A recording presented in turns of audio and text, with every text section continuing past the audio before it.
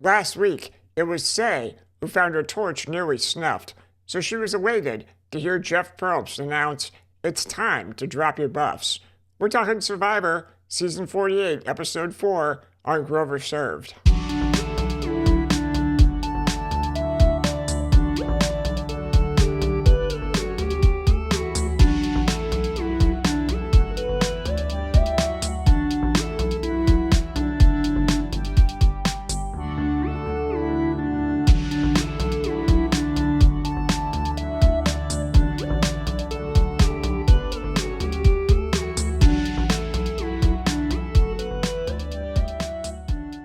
Hi, I'm Tanner Grover. Today, we're talking about one of my favorites. It's Season 48 of the reality game show juggernaut Survivor, hosted by the iconic Jeff Probst.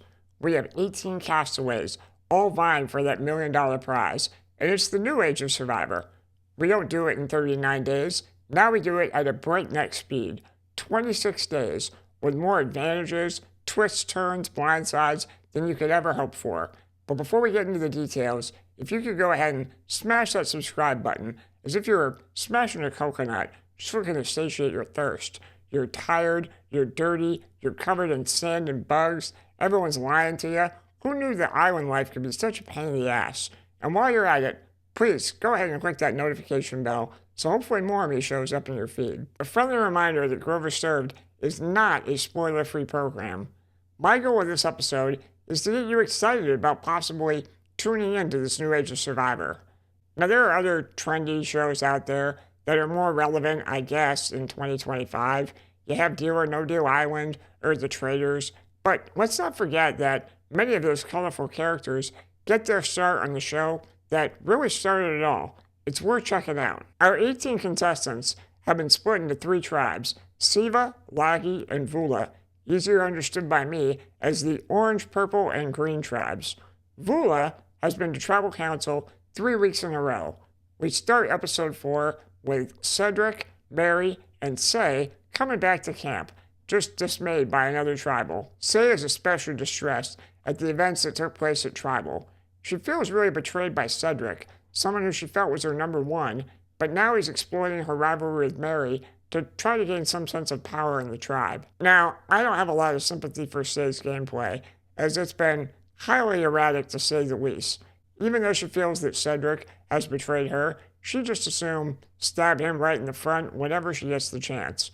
She feels like she's at the end of her rope. However, Jeff Probst throws her a lifeline when he announces that we're going to be switching tribes. Drop your buffs, as he says.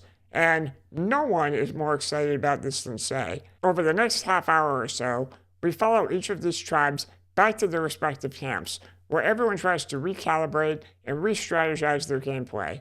This is the part of the show where they often take time to focus on 2 or 3 individuals. Over on the new Orange tribe, Mitch was featured bonding with Cedric.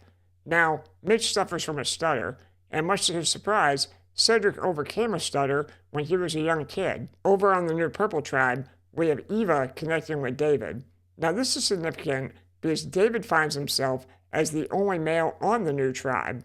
It was really smart for Eva to align herself with such a physical threat, especially given that her social game is kind of lackluster, large in part due to her struggle with autism. Now, one thing I want to give Survivor props for is always consistently casting such a diverse group of people.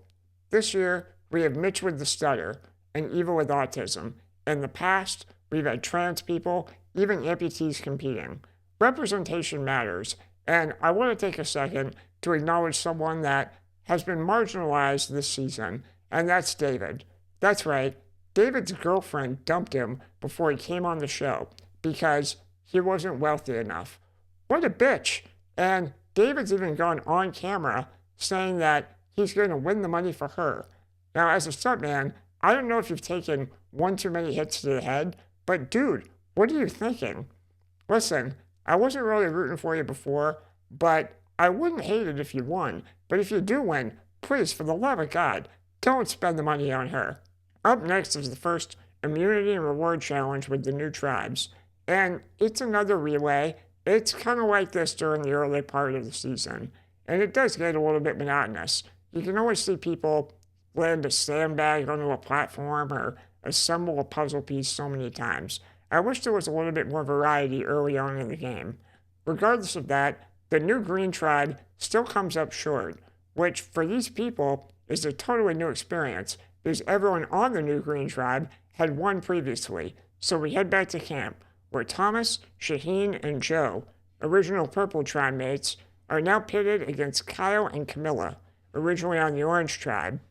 Kyle and Camilla, they're pretty tight, but they're going to pull a fast one over the three and kind of distance themselves, make them believe that they've been on the out since day one. It's a decent strategy, and through all their side conversations, the viewers led to believe that this might be somewhat effective, but that's the thing. In this new age of Survivor, there are so many advantages at play that no one really trusts anybody, least of all Thomas, so much so that he actually prompts Shaheen to rummage through Kyle's bag in front of Camilla looking for an idol. If only Thomas had asked Shaheen to take a look in Kyle's shoes, because that's where that idol was hidden the entire time, and eventually it comes back to bite Thomas in the ass as he's blindsided in classic Survivor fashion. So how would I rate this episode?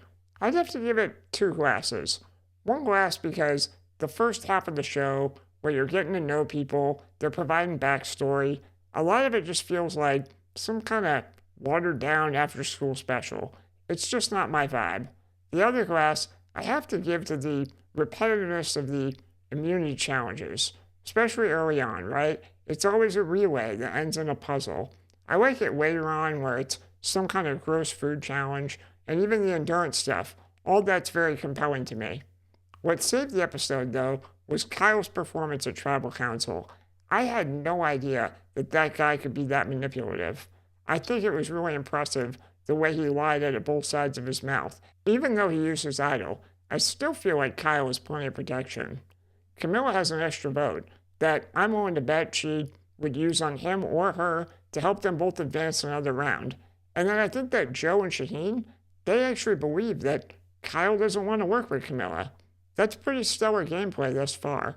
If I had to root for someone to go all the way, right now, I'd root for Kyle. I love a good villain. I always said that the most interesting thing about Batman was always the villain. Maybe Kyle can be my Joker. But do me a favor and leave a comment. Let me know who you're rooting for. If you've seen an episode, or even if you haven't, are you compelled to start watching? And while you're at it, don't forget to subscribe to the channel. Alright, I really appreciate you tuning in. Hope to see you next time on Grover Served.